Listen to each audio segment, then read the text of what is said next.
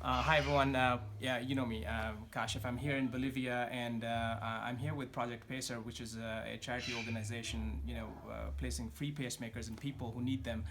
There's a disease here in Bolivia or in many parts of Latin America, called Chagas disease, which causes delayed complications that affect the heart, especially the electrical system of the heart, because of which people are left with a heart rate that's very slow and are eventually in need of pacemaker as a life-saving measure. So we're here with Project Pacer doing that. And before coming here, I did some research on this country, and one of the things that really inspired me was a community of women here that are fighting domestic violence in a very unique way. Domestic violence is a problem world over. It's not that it's not a problem in the United States, but it's a specific, it's a major problem here in Bolivia. And alcoholism is one of the major causes of domestic violence here in Bolivia. In 1999, there was a lady. Her name was Rose Mary. Her name is Rose Mary, and she founded a community to fight domestic violence, to help people, the victims of domestic violence, to help women in Bolivia, especially in this town and suburbs of Cochabamba. We're here sitting with her in this community, and we're going to talk to her briefly about her work and about this community. So, hi, Maria, how are you? I'm sorry, Rosemary. Rosemary, how are you? Bien, gracias. All right. ¿Cómo está, doña María? No, Rosemary. Rosemary, yes. So I think, it's a great pleasure for me to be speaking to one of the bravest women in Bolivia. Es un placer para mí hablar con una de las mujeres más valientes de Bolivia. Muchas gracias. Pero seguro que hay otras también, muchísimas más. Yeah. So I've read a bit about you, and you've given me some books to read as well. But I wanted to know, there's many people who are watching this who speak Spanish, and some of them are going to hear your work through translation.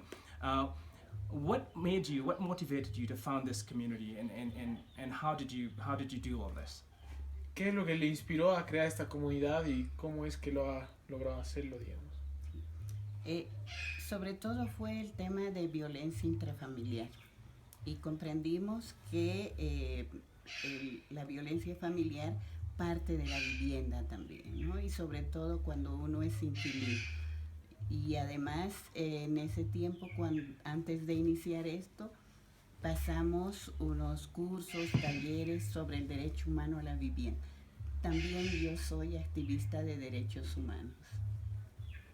So, he's actually an activist in the human rights, and she feels like the community and having the families like together, they rise the power in the woman. And she thinks that the woman needs power Yeah. to and she believes in the rights for the women. Right. All right. So you're a strong believer in rights of women. And earlier she was telling me that she was the first. As I understand it, there are many communities within towns and cities here in Bolivia, and within the Cochabamba area and the suburbs here, there are many small communities. And she was the first female leader of such a community. And so she thought that she had the responsibility to fight for women who were victims of domestic violence. And then, she founded this community. She bought this land back in 1999.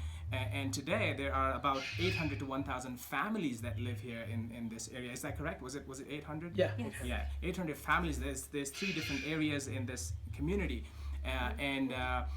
People who live here are basically, women who have been victims of domestic violence. She gives priority to single mothers who have kids, or even if you are a family but you have kids, 2 or more kids, she gives preference to these people. But anyone is free to come and live here as well. It's just that these people have preference over others. So I know you've been fighting a lot for women,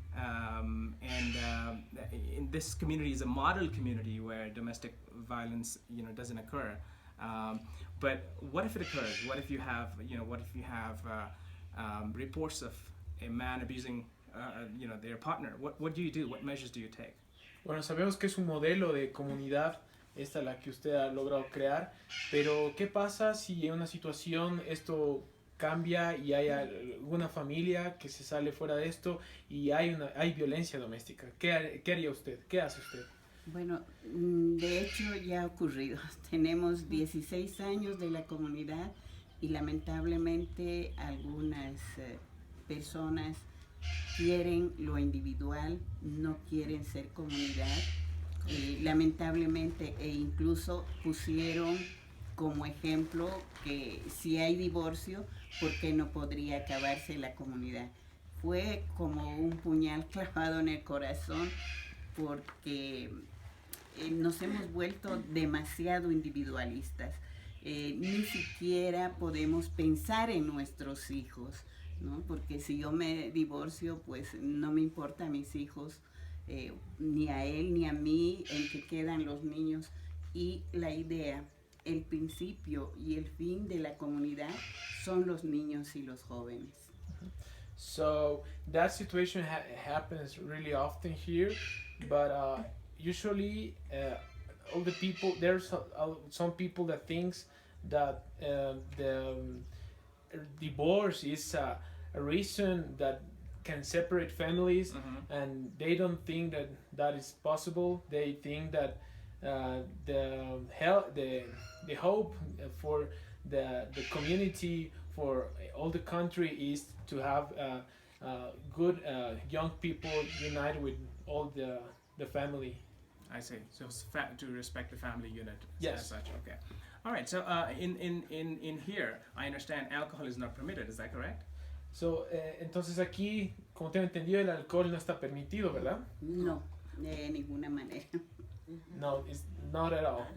Not at all. Al hacer el compromiso, al entrar a esta comunidad, tenemos que pasar por muchos papeles y requisitos que nos da la señora, y si estás de acuerdo entras, y si no, no. Entonces por eso hay que se les da unos papeles primero, tienen que pasar por unas pruebas, digamos, y de ahí recién le acepta la señora yendo a hacer ver al abogado, todo legalmente, todo bien, y que esté de acuerdo con los requisitos. So when you're accepted in the community, you know that you are not available to drink alcohol, and some rules that have the community. So if you have like warning calls, and if you don't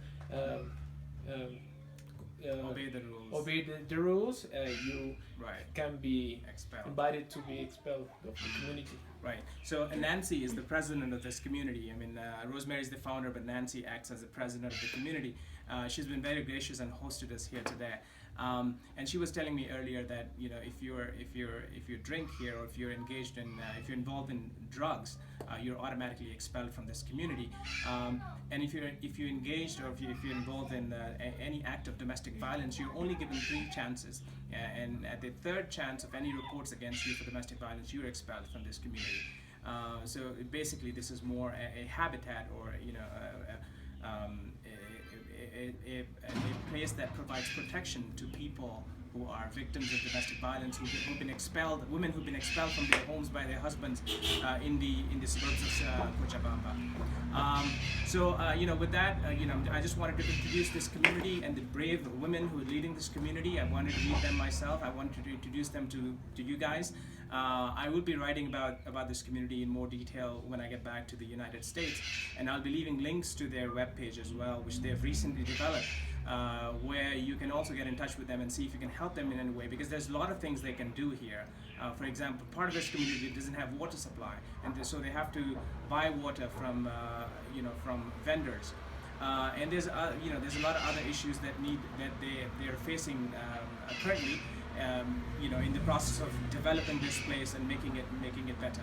So I'll share those links with you guys. Thank you so much for watching this, and I thank Sergio and Paula, who are medical students who are just graduating on Friday, and who are here helping me on this trip, and Maria as well, who's been gracious enough to come here and help me with meeting these wonderful, brave ladies, and helping me with translation and